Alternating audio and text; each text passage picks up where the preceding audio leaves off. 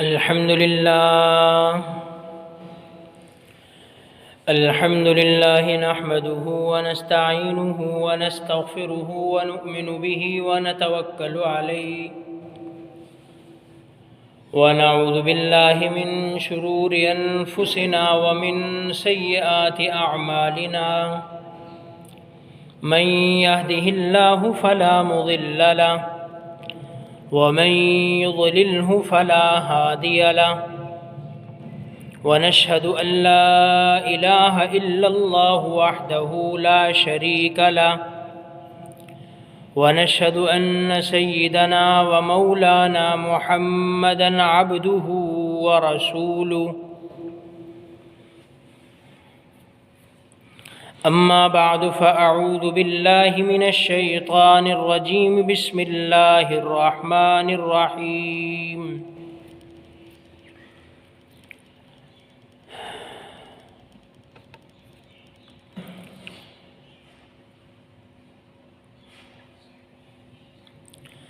ومن الناس من يشتري لهو الحديث ليضل عن سبيل الله بغير علم ويتخذها هزوا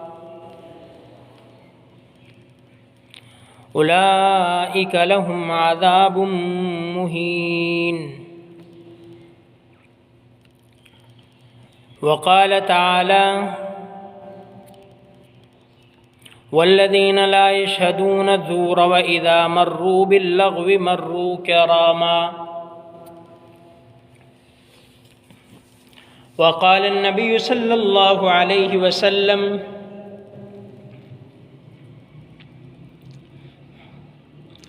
الغناء ينبت النفاق في القلب كما ينبت الماء الزرع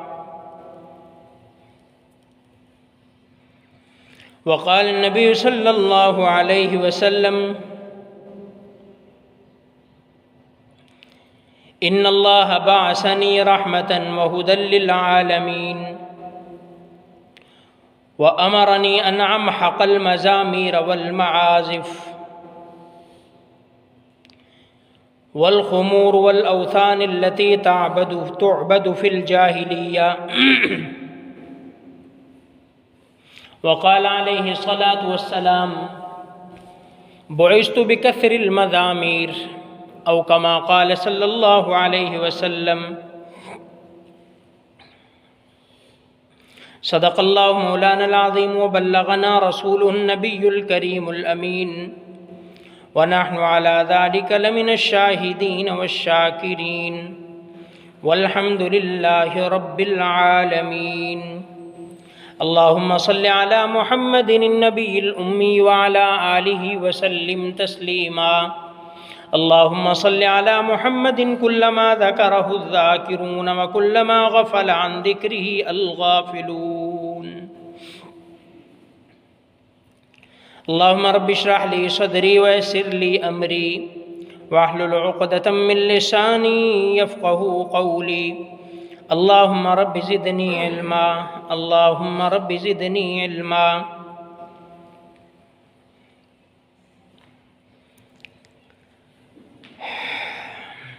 قرآن کریم فرقان حمید کی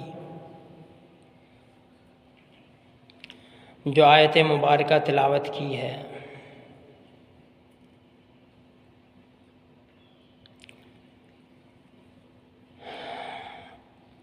اس کے اندر ایک عمل کی مذمت ہے، ایک کام کی مذمت ہے، اور وہ کیا ہے؟ وہ جو آج کل کے دور میں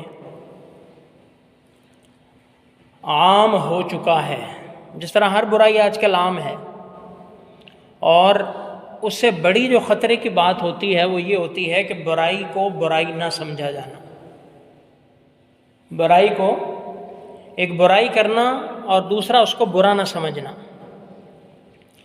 تو انہی برائیوں میں سے یہ ایک برائی ہے گانا بجانا، موسیقی، میوزک، ڈانس۔ یہ ایک ایسی برائی ہے جو نہایت قبیح کہہ لیں کہ جتنی اس کی مذمت کریں اتنی کم ہے، اور اتنا ہی لوگوں میں یہ پھیلتا چلا جا رہا ہے۔ اور اس کی جو ہے کہہ لیں کہ ہولناکی لوگوں کے ذہنوں سے کم ہوتی چلی جا رہی ہے کہ ہم یہ کر کیا رہے ہیں۔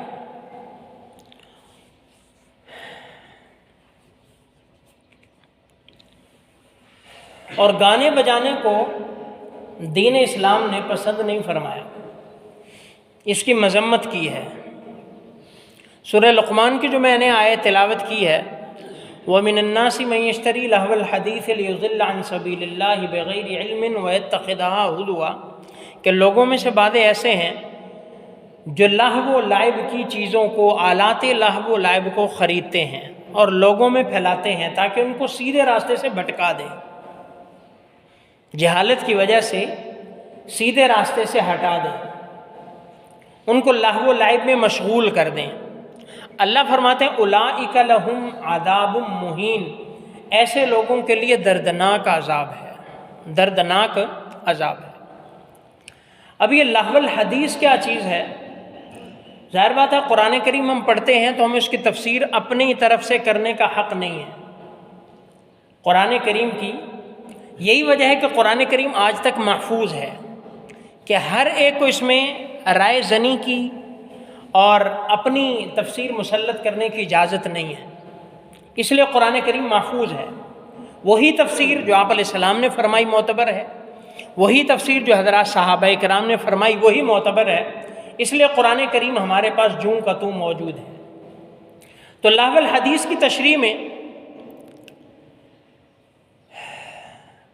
اس کے اگرچہ پس منظر میں واقعہ بھی ہے کہ ایک مشرک تھا نضر بن حارث، تو جب آپ علیہ السلام لوگوں کو عاد و سمود کے واقعات، عبرتناک واقعات سناتے تھے تو لوگوں میں یہ اثر انداز ہوتے تھے، تو یہ پھر تجارت کرنے کے لیے جاتا تھا ادھر ادھر فارس، اور ادھر وہاں سے جا کے پرانے لوگوں کی قصے کہانیاں اور اس قسم کی چیزیں لے کر آتا تھا، اور وہ لوگوں میں تقسیم کرتا تھا کہ یہ چیزیں پڑھو جو تمہارے پڑھنے کی ہیں، جس سے بندہ انٹرٹین ہوتا ہے۔ جیسے آج کل انٹرٹینمنٹ کے نام پر کیا غول غپاڑے ہوتے ہیں، تو جس سے بندہ انٹرٹین ہوتا ہے، تم کیا عاد و سمود کے قصے کہانیاں سنتے رہتے ہو اور تمہیں ایسی چیزیں پرانی سنائی جاتی ہیں۔ اور پھر اس نے باقاعدہ ایک مغنیہ اپنی باندھی رکھی ہوئی تھی، جس سے اس کو لگتا تھا کہ لوگ اب جو ہے وہ دین اسلام کی طرف اٹریکٹ ہو رہے ہیں، ادھر مائل ہو رہے ہیں، تو ان کو بلا کر گانے سناتا تھا، ان سے ناچ گانے ان کو دکھاتا تھا، یعنی کہ اس طرح سے لوگوں کو بہکاتا تھا۔ تو یہ اس کا تھوڑا سا اس آیت کا پس منظر ہے۔ باقی رہی اس میں وَمِنَ النَّاسِ مَن يَشْتَرِي لَهْوَ الْحَدِيثِ، اس سے اسپیسیفک یہی شخص مراد ہے، لیکن اب قیامت تک جو بھی ایسے کام کرے گا وہ اس آیت کا مصداق ہوگا، کہ جو لہو الحدیث، لہو لعب میں مشغول ہوگا وہ اس آیت کا مصداق ہوگا۔ تو بہرکیف تو لہو الحدیث سے مراد، اب صحابہ کی تفسیر کیا کہتی ہے؟ سیدنا عبداللہ ابن مسعود رضی اللہ تعالیٰ سے کسی نے پوچھا کہ لہو الحدیث سے کیا مراد ہے؟ تو عبداللہ ابن مسعود نے قسم اٹھا کر فرمایا کہ اس سے مراد گانا بجانا ہے۔ اس آیت میں جو لہو الحدیث ہے اور اس کی جو وعید ہے، تو اس سے مراد کیا ہے؟ گانا بجانا۔ عبداللہ ابن عباس نے بھی اس سے مراد کیا لیا؟ گانا بجانا، الغنا، اس سے مراد گانا بجانا ہے۔ اور اسی طرح دیگر جو تابعین ہیں، سعید بن جبیر ہیں، اکرمہ ہیں، دیگر تابعین ہیں، اس سے مراد سب نے بالاتفاق کیا لیا ہے؟ گانا۔ کہ اس سے مراد لہو الحدیث سے مراد کیا ہے؟ گانا بجانا، میوزک، موسیقی، یہ سے مراد ہے لہو الحدیث، کہ جو لہو الحدیث خریدتا ہے اس کے لیے اللہ کا قرآن کیا کہتا ہے؟ لہم عذاب مہین، اہانت والا، ذلت والا، رسوائی والا عذاب ہے، رسوائی والی سزا ہے۔ ایک ہوتا ہے کسی کو دیوار کے پیچھے کمرے کے اندر کوئی سزا ملی، باہر نکلا، کسی کو کیا پتا کیا ہوا کیا نہیں ہوا، اس کے ساتھ کیا ہوا کیا نہیں ہوا کسی کو نہیں پتا۔ اور ایک یہ کہ چوراہے پر لا کر اس کو جوتے مارے جائیں، اس کا منہ کالا کیا جائے، اس کو گدھے پر بٹھایا جائے، اس کا جو ہے وہ سر مونڈا جائے، اس کی جو ہے وہ بھویں مونڈی جائیں، اس کو جو ہے وہ جوتوں کا ہار پہنایا جائے اور اس کو پورے محلے میں گھمایا جائے، اس کو کہتے ہیں عذاب مہین، ذلت والی سزا، رسوائی والی سزا، کہ اس کو فزیکلی بھی اس کو ٹارچر کیا جائے اور اس کو مینٹلی بھی ٹارچر کیا جائے، کہ جب عزت نفس مجروح ہوگی تو اس کی عقل ٹھکانے آئے۔ یہ عذاب مہین ہے ایسے لوگوں کے لیے کہ سارے دیکھیں گے ان کو کیسا عذاب ہو رہا ہے، ان کو کیسی سزا ہو رہی ہے، ان کے ساتھ کیا سلوک ہو رہا ہے۔ وجہ کیا ہے؟ انہوں نے اللہ کی یہ نافرمانی کی تھی، گانے بجانے والے اللہ کی یہ نافرمانی کی تھی۔ تو لہو الحدیث سے مراد کیا ہے؟ گانا بجانا۔ اور اسی طرح حدیث پاک میں ہم دیکھتے ہیں اللہ کے پاک پیغمبر علیہ الصلوۃ والسلام نے کیا فرمایا؟ الغناء ينبت النفاق فی القلب، یہ دل میں منافقت پیدا کرتا ہے۔ کما ينبت الماء الزرع، جس طرح پانی کھیتی کو بڑھاتا ہے۔ آپ نے چاول کا موسم سیزن ہے تو چاول کو لگانے کے لیے اس کو پانی بہت زیادہ دینا پڑتا ہے، پانی جیسے جیسے لگتا ہے وہ، اسی طرح ہر کھیتی کو پانی دینا پڑتا ہے۔ پانی جیسے جیسے دیا جاتا ہے ویسے ویسے وہ بڑھتی جاتی ہے، اس کے اندر ویسے ویسے ہریالی، اس کے اندر پھل سبزہ پھول سارے آتے رہتے ہیں۔ تو اس طرح سے فرمایا ینبت الماء الزرع، جس طرح پانی کھیتی کو ابھارتا ہے اس طرح گانا بجانا دل میں نفاق کو پیدا کرتا ہے۔ بندہ نفاق منافق ہو جاتا ہے، دو منہ ہو جاتا ہے، دو رخا ہو جاتا ہے، ڈبل فیس ہو جاتا ہے، اس کے جو ہے وہ اندر کچھ ہوتا ہے باہر کچھ ہوتا ہے۔ اور آج کل اگر ہم دیکھیں تو یہ چیز ہر جگہ کامن ملے گی، رشتہ داروں میں ایسی مثالیں ملیں گی، ملنے میں کچھ ہیں بیک پہ کچھ ہیں، دوستوں میں ایسی مثالیں ملیں گی، سامنے کچھ ہیں پیٹھ پیچھے کچھ ہیں، اپنے تعلق والوں میں ایسی مثالیں ملیں گی، جب سامنے آتے ہیں تو کچھ اور ہوتے ہیں، جب پیٹھ پیچھے ہوتے ہیں کچھ اور ہوتے ہیں۔ اور اصل تعلق کون سا ہوتا ہے؟ جو پیٹھ پیچھے بھی ہو۔ پیٹھ پیچھے بھی ایک وہ ہے کہ آپ کسی کے سامنے آ گئے، کسی کا جو ہے وہ فیس ٹو فیس سامنا ہو گیا تو السلام علیکم وعلیکم السلام، اگر ہمیں پتہ وہ بندہ ہمیں نہیں دیکھ رہا تو ٹھیک ہے، پھر دیکھ لیا تو السلام علیکم، پیچھے سے دائیں بائیں سے اگر نہیں دیکھا تو ٹھیک ہے، تو اپنے راستے میں اپنے راستے۔ مزاج یہ ہے، فرمایا اس سے یہ نفاق بڑھتا ہے، منافقت بڑھتی ہے، دو رخاپن دوگلاپن، یہ چیزیں پروان چڑھتی ہیں، یہ چیزیں تعلقات خراب ہوتے ہیں، عبادتوں میں دوگلاپن پیدا ہوتا ہے، عبادت کے اندر منافقت ہوتی ہے۔ تو یہ نفاق پیدا کرتا ہے گانا بجانا کیا کرتا ہے؟ نفاق پیدا کرتا ہے۔ اور سب سے بڑی بات تو اللہ کے پاک پیغمبر نے کیا فرمایا؟ مجھے تو بعثت بکسر المزامیر، مجھے آلات لہو و لعب کو توڑنے کے لیے بھیجا اللہ نے، کہ ان کو ختم کرو، آلات لہو و لعب کو توڑ دو، ختم کرو، ان کے توڑنے کے لیے اللہ نے مجھے ہدایت بنا کر بھیجا، اللہ نے مجھے باسنی رحمتن و ہدی للعالمین، اللہ نے مجھے رحمت بنا کر بھیجا اور اللہ نے مجھے ہدایت بنا کر بھیجا۔ اور اللہ رب العزت نے مجھے جس طرح بتوں کو، لوگوں کو بتوں کی پوجا سے نکالنے کے لیے بھیجا، اسی طرح اللہ نے مجھے لوگوں کو گانے سے دور رکھنے کے لیے بھیجا، آلات لہو و لعب سے دور رکھنے کے لیے بھیجا۔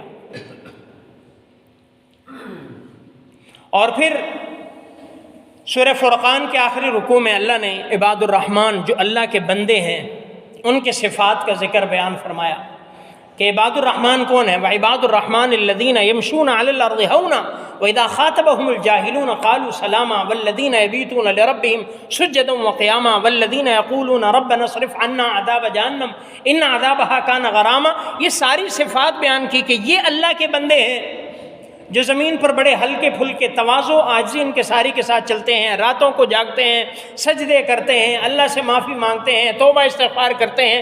اور ایک صفت، ایک کوالٹی ان کی کیا بیان فرمائی؟ لا یشہدون الزورا، یہ گناہ کے کاموں پہ نہیں آتے، یہ جھوٹ پر نہیں آتے، یہ گناہوں کے کاموں کے قریب نہیں جاتے۔ وَإِذَا مَرُّوا بِاللَّغْوِ مَرُّوا كِرَامًا، جب یہ کہیں ایسا آمنا سامنا ہو جائے برائی کا تو یہ شریف بن کر شرافت کے ساتھ ان کو اگنور کرتے ہوئے گزر جاتے ہیں، برائی میں پارٹیسپیٹ نہیں کرتے، یہ حصے دار نہیں بنتے، یہ اس میں شریک نہیں ہوتے، یہ اس کا پارٹ نہیں بنتے، بلکہ یہ خاموشی سے گزر جاتے ہیں۔ سیدنا عبداللہ بن عمر رضی اللہ تعالیٰ کے بارے میں بیان فرمایا کہ ایک دفعہ کہیں جا رہے تھے، ان کو موسیقی کی کوئی ایسی آواز محسوس ہوئی، آپ نے کانوں میں انگلیاں ڈال لیں۔ وَإِذَا مَرُّوا بِاللَّغْوِ مَرُّوا كِرَامًا، جب یہ لغو و لعب کہیں نظر آتا ہے، کہیں ہوتا ہے تو یہ شرافت کے ساتھ خاموشی سے گزر جاتے ہیں، اس کو اگنور کر دیتے ہیں، اس کی طرف توجہ نہیں دیتے۔ کئی دفعہ بندے کو ایسی سچویشن کا سامنا کرنا پڑ جاتا ہے، کہیں جانا پڑ گیا، کسی ایسی محفل میں بیٹھنا پڑ گیا، کوئی ایسا سامنا ہو گیا، کسی ایسے آفس میں جانا پڑ گیا، کسی ایسے بندے کے پاس، کسی ایسی گیدرنگ میں جانا پڑ گیا جہاں پہ وہ لوگ لہو و لعب میں مشغول ہیں۔ علماء نے کیا لکھا ہے، اگر آپ کو کسی نے انوائٹ بھی کر رکھا ہے، اگر تو آپ سربراہ ہیں، ایسی آپ کی اسٹیٹس ہے کہ لوگ آپ کو فالو کرتے ہیں، آپ کو کاپی کرتے ہیں، آپ کا جو وہ نقش قدم پر چلتے ہیں، تو اگر کوئی ایسی لہو و لعب کی مجلس ہو تو آپ اس کو چھوڑ کر کے آ جائیں، آپ اس کو چھوڑ کر کے آ جائیں۔ اور اگر ایسا نہیں ہے تو آپ مجلس میں ایسے بیٹھے ہو کہ اس کو اگنور کرو، اس کو اگنور، دل سے اس کو برا جانو، اس کی طرف دھیان نہ دو، توجہ نہ دو، اس کی طرف آپ متوجہ نہ ہو، اپنا کام میں لگے رہو، اپنی گفتگو کرتے رہو، اپنی باتوں میں لگے رہو، تاکہ آپ کے کانوں میں وہ لہو و لعب کی آوازیں نہ آئیں، وہ موسیقی، وہ گانا وہ آپ کے کانوں میں نہ پڑے۔ اور اسی طرح کوئی بھی برائی کی محفل ہے، آپ اس کا پارٹ نہ بنیں، آپ اس کا پارٹ نہ بنیں۔ وَإِذَا رَأَيْتَ الَّذِينَ يَخُوضُونَ فِي آيَاتِنَا فَأَعْرِضْ عَنْهُمْ حَتَّى يَخُوضُوا فِي حَدِيثٍ غَيْرِهِ، کہ جب آپ لوگوں کو دیکھیں کہ وہ ہماری آیات کو ڈسکس کر رہے ہیں، ہماری آیات کے بارے میں باتیں کر رہے ہیں، کوئی نیچ کلمے کہہ رہے ہیں، آپ ان سے فَأَعْرِضْ عَنْهُمْ، آپ ان سے اعراض کریں۔ تو ایسی مجلس ہے جہاں پہ تنقیدی انداز میں دین کو ڈسکس کیا جا رہا ہے، جہاں پہ طعن و تشنیع کے انداز میں دین کو ڈسکس کیا جا رہا ہے، آپ اس مجلس کو، اس محفل کو، اس گیدرنگ کو اوائڈ کریں، تا وقت ہے کہ ان کا ٹاپک چینج نہ ہو جائے، وہ کسی اور ٹاپک پر نہ آ جائیں۔ تو فَأَعْرِضْ عَنْهُمْ حَتَّى يَخُوضُوا فِي حَدِيثٍ غَيْرِهِ، یہاں تک کہ وہ کسی اور موضوع میں چلے جائیں۔ آپ ایسے لوگوں کا پارٹ نہ بنیں۔ تو اللہ کے پاک پیغمبر علیہ السلام نے، قرآن کریم نے ہمیں ان سے منع کیا۔ اور سیدنا ابو ہریرہ رضی اللہ تعالیٰ عنہ کی مشہور معروف روایت ہے، اللہ کے پاک پیغمبر علیہ السلام نے فرمایا، اِذَا اتَّخَذَ الْفَيْءُ دُوَلًا وَالْأَمَانَةُ مَغْنَمًا وَالزَّكَاةُ مَغْرَمًا وَتُعُلِّمَ لِغَيْرِ الدِّينِ وَأَطَاعَ الرَّجُلُ امْرَأَتَهُ وَأَدْنَىٰ صَدِيقَهُ وَأَقْصَىٰ أَبَاهُ وَسَادَ الْقَبِيلَةِ فَاسِقُهُمْ وظهرت القينات والمعازف في المساجد وشربت الخمور ولعن آخر هذه الأمة أولها فليرتقبوا عند ذلك ريحا حمراء وزلزلة وخسفا ومسخا، کہ جب اذا اتخذ الفيء دولا، جب مال غنیمت کو اپنا مال سمجھا جائے گا، والامانت مغنما، اور امانت کو غنیمت سمجھا جائے گا، ہر کوئی امانت کو ہڑپ کرے گا، امانت میں خیانت کرے گا، وَتُعُلِّمَ لِغَيْرِ الدِّينِ، اور دین کے علاوہ تعلیمات حاصل کی جائیں گی، دین نہیں سیکھا جائے گا۔ آج دیکھ لیں ہماری آبادی کا ریشو کیا ہے اور اس میں دین سیکھنے والی پرسنٹیج کیا ہے، دین سیکھنے والے کتنے ہیں، اور آیا دیندار جو ہیں اس میں حقیقی دیندار کتنے ہیں، ان میں دین کتنا ہے، مسلمان ہیں ان میں اسلام کتنا ہے، ان میں قرآن کتنوں نے سیکھا ہے، قرآن کتنے صحیح پڑھ سکتے ہیں، ان میں نماز کتنے صحیح پڑھ سکتے ہیں، مسلمان ہیں، ان میں عبادت کتنے کرنے والے ہیں، نماز کتنے پڑھنے والے ہیں، روزے رکھنے والے کتنے ہیں، روزے رکھنے والے کتنے ہیں، یہ ہم اس کا پرسنٹیج کر سکتے ہیں۔ وَتُعُلِّمَ لِغَيْرِ الدِّينِ، اس کے علاوہ ہر فن ہمارے پاس ہے، ہر ڈگری ہمارے پاس ہے، ہر تعلیم ہمارے پاس ہے، ہر چیز کی ہمیں کلاسز دی جاتی ہیں، میوزک کی ہمیں کلاسز دی جاتی ہیں، گانے بجانے کی کلاسز دی جاتی ہیں، ڈھول بجانے کی اور گٹار کی، اور ہر چیز کی کلاسیں، ہر چیز کی پریکٹس ہوتی ہے سوائے دین کی پریکٹس کے۔ دیکھیں کتنا پرسنٹیج ہے۔ وَتُعُلِّمَ لِغَيْرِ الدِّينِ، دین کے علاوہ بڑا کچھ ہے، بہت کچھ آتا ہے، سارا کچھ ہے ہم دین کے علاوہ، دین کے علاوہ ہم سارا کچھ ہیں۔ وَتُعُلِّمَ لِغَيْرِ الدِّينِ وَأَطَاعَ الرَّجُلُ امْرَأَتَهُ وَحَقَّ أُمَّهُ، آدمی اپنی عورت کی بات کو مانے گا، ماں کی نافرمانی کرے گا، ماں کی نافرمانی کرے گا۔ وَأَدْنَىٰ صَدِيقَهُ وَأَقْصَىٰ أَبَاهُ، دوست کو قریب کرے گا، اس کو گلے لگائے گا، اس کو حق کرے گا، اس سے ملے گا، اس کے ساتھ پارٹیاں ہوں گی، اس کے ساتھ جو ہے وہ ٹائم سپینڈ ہوگا، اس کو ٹائم دیا جائے گا، پوری رات اس کے ساتھ بیٹھے گا، پورا دن دوستوں میں رہے گا۔ وَأَقْصَىٰ أَبَاهُ، اور باپ سے دور بھاگے گا، نہ باپ کے لیے ٹائم ہے، نہ باپ کے لیے کوئی کمپنی ہے، نہ باپ کے ساتھ کوئی گپ شپ ہے، کچھ نہیں، بس باپ اپنے کنارے پر، اپنے کمرے میں، اپنے کونے پہ، اور یہ اپنے دوستوں کے ساتھ ہے۔ وَأَقْصَىٰ أَبَاهُ، أَدْنَىٰ صَدِيقَهُ وَأَقْصَىٰ أَبَاهُ اور ایک جو اس آیت آج کے اس سے متعلق وظہرت القینات والمعازف کے ڈھول دھمال گانے بجانے عام ہو جائیں گے، عام ہو جائیں گے۔ اور ہم دیکھ سکتے ہیں کہ کون سی ہماری انسٹیٹیوٹ، کون سا ادارہ، کون سا فنکشن، کون سی پارٹی، کون سی ایسی چیز ہے جو ہماری ان گانوں بجانوں سے خالی ہو؟ کون سی چیز خالی ہماری؟ شادیوں پہ دیکھ لیں، شادیوں پہ دیکھ لیں، شادی کا باقی انتظام ایک طرف ہے اور ہمارے ڈی جے کا انتظام ایک طرف ہے۔ ہمارے یہ انتظام ہمارے ترجیحی بنیادوں پر ہیں، گانوں کا انتظام، گلوکاروں کا انتظام، بڑے سے بڑا گلوکار اپنی گائیکی، بڑے سے بڑا سنگر اپنی جو ہے وہ سنگنگ کرے گا، اپنا گانا سنائے گا۔ شادی کو اس کے بغیر مکمل ہی نہیں ہے جب تک ڈھول نہ ہو، کوئی کھانا اس کے بغیر پورا ہی نہیں ہے جب تک گانا نہ ہو، کوئی فنکشن اس کے بغیر کمپلیٹ ہی نہیں ہے، کوئی کلاس اس کے بغیر پوری نہیں ہے جب تک گانے کی کلاس نہ ہو، میوزک کی کلاس نہ ہو، ڈانس پارٹی نہ ہو، اس کے بغیر کالج، یونیورسٹی، اس کے بغیر ادارہ ہی نہیں ہے۔ میوزک ٹیچر آ چکے ہیں، میوزک کی تربیت دیں گے، تمہیں میوزک سکھائیں گے، تمہیں تھرکنا ناچنا گانا سکھائیں گے، تمہیں ڈھول والے اب جو ہیں وہ ٹیلنٹڈ ہیں، اب وہ ہنر والے ہیں، اب وہ فنکار ہیں، ڈھول والا اب وہ سٹار ہے، گانے والا اب وہ سنگر سٹار ہے، اب ڈھول والا سٹار ہے، اب ناچنے والا سٹار ہے، باقی سارا ایک طرف رہ گیا۔ جب سارا کچھ ہی وہی ہے تو وہی چیزیں ہمارے اندر آئیں گی، جس کو ہم پریفر کریں گے وہی آئے گا، جس پر ہمارا پیسہ لگے گا، جس پر ہماری جو ہے وہ رقم خرچ ہوگی، جس پر ہماری ترجیحات ہوں گی وہی عام ہوگا۔ شادیاں دیکھ لیں، انتہا درجے کی بےہودگی، انتہا درجے کی، کہہ لیں کہ عورت مرد اکٹھے ہیں کوئی پرواہ نہیں، بے حیائی ہے کوئی پرواہ نہیں، جیسے شادی ہماری کوئی عبادت سے خالی۔ شادی ایک عبادت ہے، نکاح ایک عبادت ہے، شادی عبادت ہے، اسی وجہ سے اس میں ہمیں اللہ کے پاک پیغمبر نے سنت کہا اس کو کہ مسجد میں ہونی چاہیے، اصل تو نکاح مسجد میں ہونا چاہیے، لیکن ہماری خرافات کی وجہ سے آج کل وہ مسجد میں بھی نہیں ہو سکتا، نکاح مسجد میں بھی نہیں ہو سکتا، جتنی ہم خرافات کرتے ہیں، جتنا ہم نے نکاح کے ساتھ سلوک کر رکھا ہے۔ نکاح میں خطبہ ہوتا ہے، وہ عبادت ہے، نکاح میں آیات پڑھی جاتی ہیں، وہ عبادت ہے، نکاح میں احادیث پڑھی جاتی ہیں، وہ عبادت ہے۔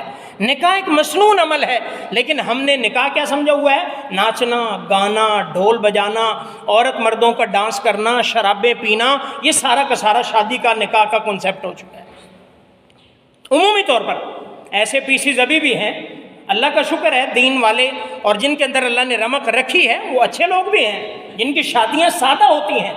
سادگی کا یہ مطلب نہیں کہ وہ کھانا پینا نہیں دیتے، کھانا بھی اعلیٰ سے اعلیٰ ہوتا ہے۔ ابھی گزشتہ دنوں 2 دسمبر کی بات ہے، بلکہ 2 شادیاں ایک رات میں نے اٹینڈ کی ہیں، اور اعلیٰ کوالٹی کی۔ ایک تو ہمارے یہاں پہ ہی تھی، بالکل اعلیٰ کوالٹی، کھانا بھی ہر چیز A1 اعلیٰ سے اعلیٰ جسے کہتے ہیں معیاری، اور الحمدللہ شادی بھی قابل رشک تھی۔ کس لحاظ سے؟ پیسہ لگا ہو اس لیے نہیں، وہ تو الحمدللہ سارے لگاتے ہیں، ہر کوئی زور لگاتا ہے ایڑی چوٹی کا۔ وہ کس لحاظ سے؟ مردوں کا انتظام الگ، عورتوں کا انتظام الگ، کوئی ایک گانے کی ایک ذرے کی بھی آواز نہیں، خاموشی، ہر کوئی اپنے کام میں لگا ہوا ہے، کھانا کھا رہا ہے، نکاح ہو رہا ہے، سارا کچھ ہو رہا ہے، لیکن وہاں پہ مجال ہے کوئی ایک گانا، ڈھول دھمال، کوئی خرافاتی کچھ۔ اور الحمدللہ بڑے اچھے طریقے سے ہوئی، بڑی خوشی بھی ہوئی کہ الحمدللہ آج بھی ایسے لوگ موجود ہیں کہ جن کا کنسیپٹ ہے کہ بغیر گانے کے بھی شادی ہو سکتی ہے۔ آپ پیسہ لگائیں، آپ نے بیٹی کو رخصت کرنا ہے، آپ کے پاس اللہ نے دیا، لگائیں۔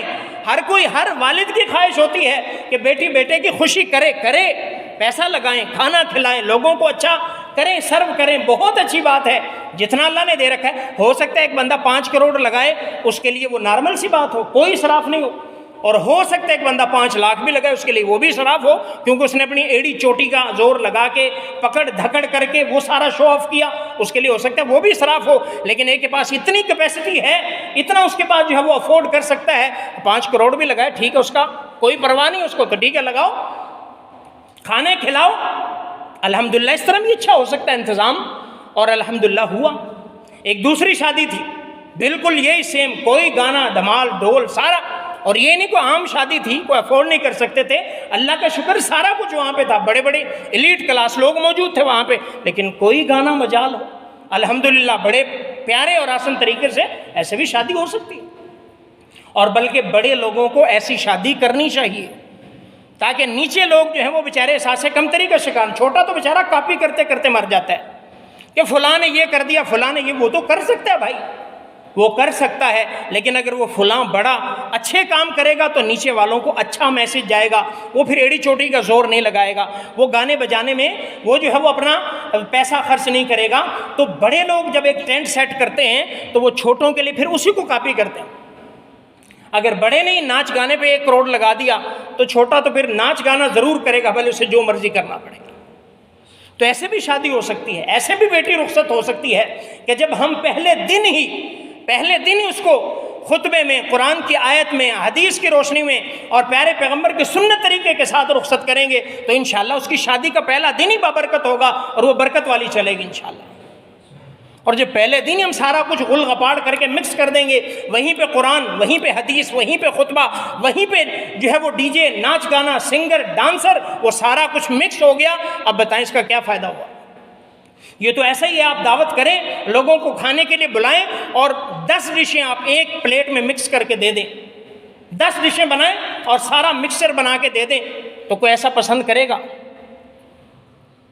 نہیں۔ تو پھر ہم کیوں ایسا کرتے ہیں کہ سارا غل غپاڑا ادھر اس سنت موقع پہ کر کے اس کو سارا جو ملیا میٹ کر دیتے ہیں؟ تو اس لیے کوشش کریں اپنی مبارک محفلوں کو ان گانے بجانوں سے خالی رکھیں، گانے بجانوں سے۔ اور پھر ایک طبقہ ایسا بھی پایا جاتا ہے ہمارے ہاں جو کہتے ہیں موسیقی روح کی غذا ہے، موسیقی روح کی غذا ہے، موسیقی سے میرا انزائٹی کم ہوتا ہے، میرا ڈپریشن کم ہوتا ہے، موسیقی سے جو ہے میں گاڑی آسانی سے ڈرائیو کر پاتا ہوں، موسیقی سے جو ہے وہ میری جو ہے وہ کہہ لیں کہ تنہائی جو ہے وہ کل ہوتی ہے، تنہائی میں انجوائے کرتا ہوں، موسیقی سے میرا ٹائم اچھا گزر جاتا ہے، موسیقی سے میرا دماغ چلتا ہے، موسیقی سے میں کام صحیح کر پاتا ہوں، موسیقی سے میرا یہ ہوتا ہے۔ ایک طبقہ یہ بھی ہے جو کہتا ہے روح کی غذا ہے۔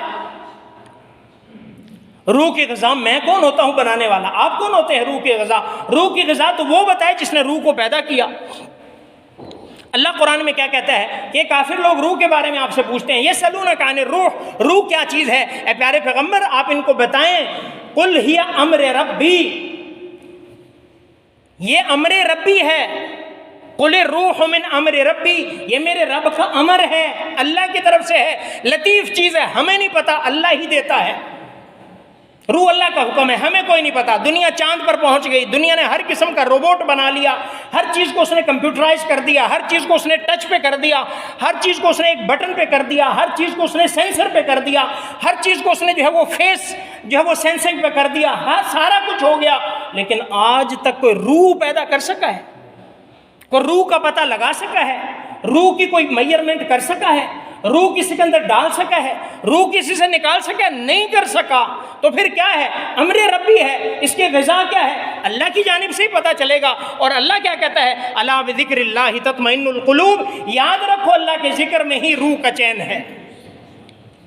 یہ جو تم کہہ رہے ہو گانا بجانا، یہ روح نہیں ہے۔ مولانا یوسف لدھیانوی شہید رحمۃ اللہ علیہ کراچی کے بہت بڑے عالم گزرے ہیں، ان سے کسی نے کہا تھا فلاں کہتا ہے روح کی غذا، موسیقی روح کی غذا ہے؟ فرمایا ہاں ہے۔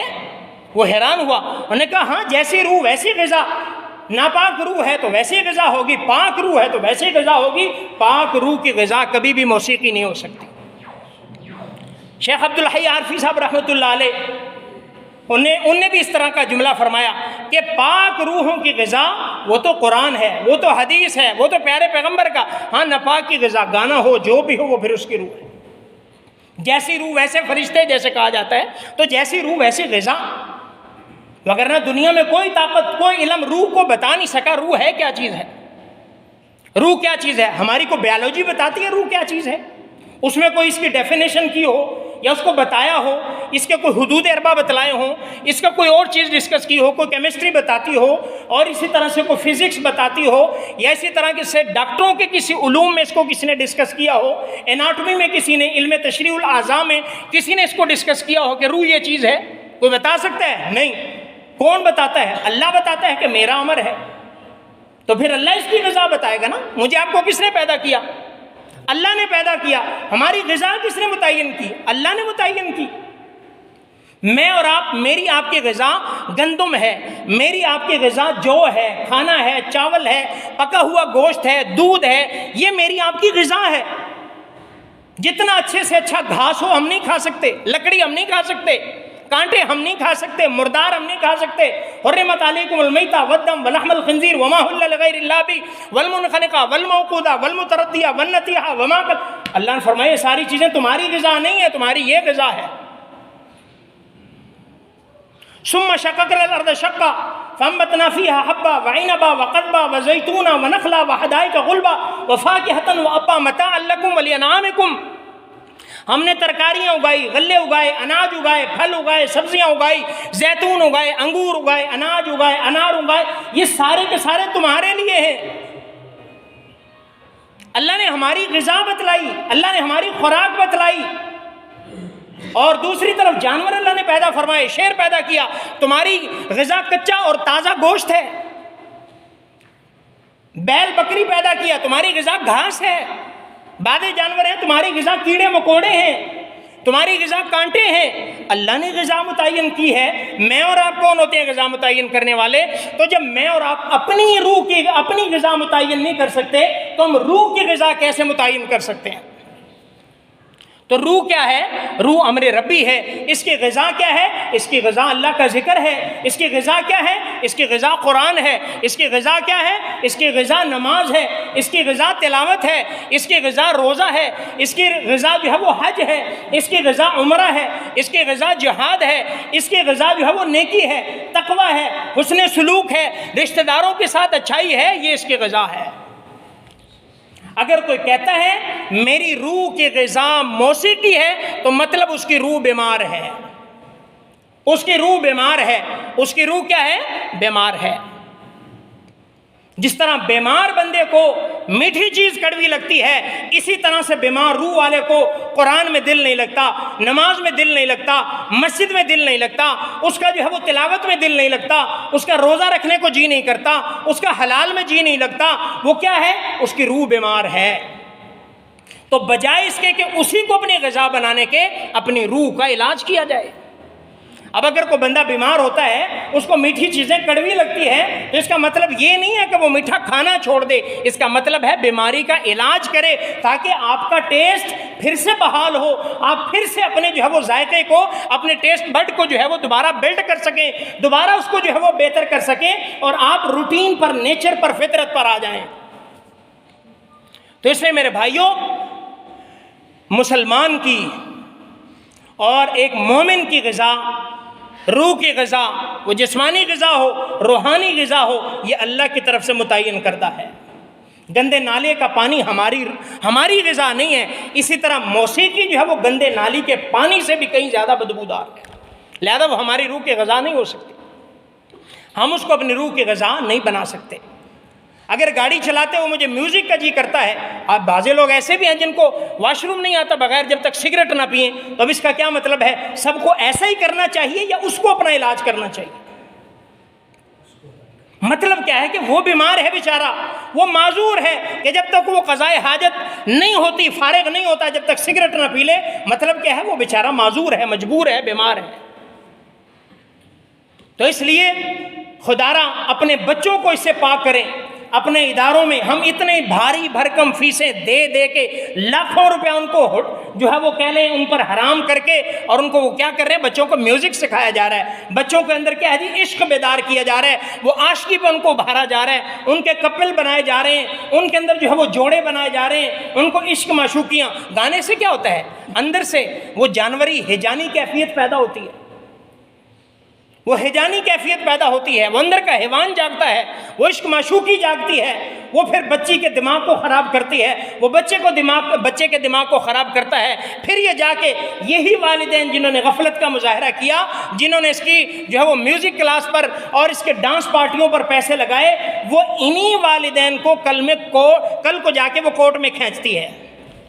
کہ آؤ جی میں نے تو اس کو عاشق بنا لیا ہے، میں نے اس کے ساتھ شادی کرنی ہے، اس کے ساتھ بھاگ جائے گی یا والدین کو کورٹ میں لائے گی، اب وہاں بیچارہ والد روئے گا، ہاتھ جوڑے گا، ماں روئے گی، ہاتھ جوڑے گی، بیٹی خدا کا نہ ہے ہماری عزت رکھ لے، خدا کا نہ ہے بیٹا ہماری لاج رکھ لو۔ وہ بیچارہ محنتی اور محنت کرنے والا ساری زندگی اپنے کندھے جھکا دیے پیسے لگا لگا کر، اس کو بیچارے اب بیٹیوں کی منتیں کرنی پڑ رہی ہیں، خدا را ہماری عزت رکھ لو، کیوں سارے لوگوں کے سامنے ہمیں بدنام کر رہی ہو، کیوں اس نام نہاد عشق کی وجہ سے ہمارے جو ہے وہ سر کو ہماری ناک کو خاک میں ملا رہی ہو۔ اس کو پھر منتیں کرنی پڑتی ہیں، ہاتھ جوڑنے پڑتے ہیں۔ اس باپ کو جس نے ساری زندگی اپنا خون پسینہ بہا کر کھلایا، آج پھر اس کو اس کے سامنے گھٹنے ٹیکنے پڑ رہے ہیں۔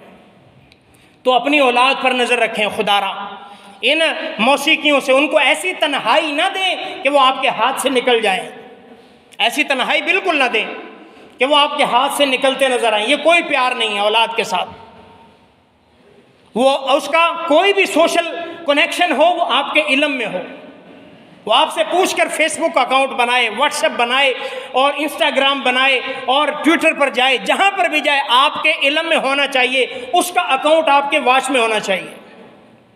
یہ کوئی پیار نہیں ہے۔ میری بیٹی ہر باپ اپنی بچی کو فرشتہ سمجھتا ہے، اور ہوتی ہے باپ کی نظر میں ایسا ہی ہوتا ہے، لیکن معاشرہ بڑا ظالم ہے، اس کو ایسا رہنے نہیں دیتا۔ معصوم بچی ہوتی ہے، اس میں کوئی شک نہیں، ہر باپ کی چاہت ہوتی ہے اور اس کی بچی فرشتہ ہوتی ہے، لیکن یہ زمانہ بڑا، اس کا کردار بڑا خراب ہے۔ یہاں کے تو استاد بھی بڑے ظالم ہیں، یہاں کے تو ٹیچر بھی اپنی جو ہے وہ اپنے فرائض صحیح انجام نہیں دے رہے، یہاں کے دوست ظالم ہیں، یہاں کے محلے دار ظالم ہیں، یہاں کے رشتہ دار بھی ظالم ہیں، وہ بچی کو فرشتہ رہنے نہیں دیتے۔ تو اس لیے خدا را اپنے بچوں پر نظر رکھیں اور اپنے جو ہے وہ اس نظریے کو اور سوچ کو بدلیں کہ جب تک گانا نہیں چلے گا تو ہماری روح کو آپ دل پر ہاتھ رکھ کر بتائیں، میرا آپ کا کوئی رشتہ دار فوت ہو جائے، میرا ابا دنیا سے چلا جائے، میں اس کی قبر پر جا کر کوئی ڈانس میوزک کنسرٹ رکھوں گا یا وہاں پہ قرآن پڑھوں گا؟ اس کی روح کو فائدہ کیا چیز دے گی؟ اس پر فیصلہ کر لیں۔ اگر تو اس کو گانا فائدہ دیتا ہے قبر پر تو ٹھیک ہے، دنیا میں بھی سنیں۔ اگر ہمیں قبر پر مولوی صاحب بلانا پڑتا ہے سورہ فاتحہ اور قل هو اللہ پڑھنے کے لیے، اور دوسرے دن ہمیں قرآن خوانی کرنی پڑتی ہے، ہمیں پتہ ہے کہ اس کی بخشش قرآن میں ہے، اس کی بخشش اسی قرآن خوانی میں اور فاتحہ پڑھنے میں ہے، تو یاد رکھیں اس کی زندگی بھی پھر اسی میں ہے۔ اور اگر آپ سمجھتے ہیں زندگی میں روح کی غذا گانا ہے، پھر قبر پہ بھی گانا گایا کریں، قبر پہ کنسرٹ کیا کریں، میوزیکل کنسرٹ ہونا چاہیے، وہاں پہ گلوکار آنے چاہیے، وہاں پہ سنگر آنے چاہیے جن کو تم لاکھوں کروڑوں گھنٹوں کا دیتے ہو، اور جو قرآن پڑھنے والے اس کو ترساتے ہو، اس کو جو ہے وہ 10,000 دیتے ہو موت پڑتی ہے، 20,000 دیتے ہو موت پڑتی ہے، تو ظاہر بات ہے گلوکار ہی پیدا ہوں گے۔ اگر آپ یقین رکھتے ہیں کہ مرنے کے بعد میرے والد میری ماں کی روح کو میوزک تسکین دے گا، وہ اس کی غذا ہے، تو دل پہ ہاتھ رکھ کے فیصلہ کر لیں، فیصلہ تمہارے ہاتھ میں ہے۔ اگر میوزک باعث نجات ہے تو زندگی میں بھی ٹھیک ہے، پھر میوزک ہو، مرنے کے بعد بھی میوزک ہو، اور اگر قبر پہ قرآن کی ضرورت ہے، دعاؤں کی ضرورت ہے، فاتحہ خوانی کے لیے ہم باپ کی قبر پہ جاتے ہیں، تو پھر فیصلہ کر لیں زندگی میں بھی قرآن ہی کام آئے گا۔ اللہ رب العزت سے دعا ہے اللہ ہم سب کو عمل کرنے کی توفیق عطا فرمائے۔